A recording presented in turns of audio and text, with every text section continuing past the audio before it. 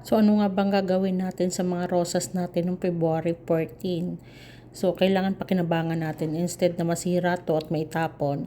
So, ito, ikakat ko siya, ilalagay ko siya sa flower vase. So, yung flower vase na yan, meron na siyang tubig. And then, ikakat ko lang siya para magpantay. Pero yung stem niyan, hindi rin yan sayang kasi itatanim ko yan kasi mahilig nga ako sa rosas at marami akong tanim. So, ayan, ang ganda niya tingnan. Ang ganda yung pagkaka-red niya. Talagang sobrang taba ng rose na yan. Ang ganda ng pagkakadesenyo ng flowers na yan.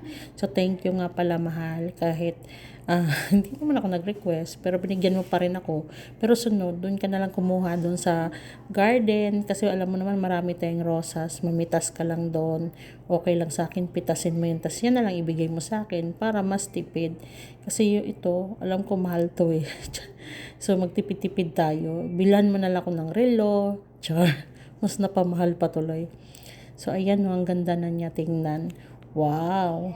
So, ang ganda din ng flower base niyan. Bigay ng pinsan ko nung house blessing. Thank you, Ate Ninin, sa flower base na yan. At nagamit ko na siya ngayon. So, iyan na yung pinaka buo niyang disenyo. Wow! Ang ganda ng pagkaka-red niya.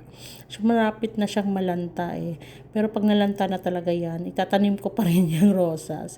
Update ko na lang kayo kung anong itsura. Tingnan nyo yung red. At saka, may bango, sobrang bango. Siguro dahil, nilagyan siguro ng perfume yan. Pero amoy rosas talaga. Ang ganda.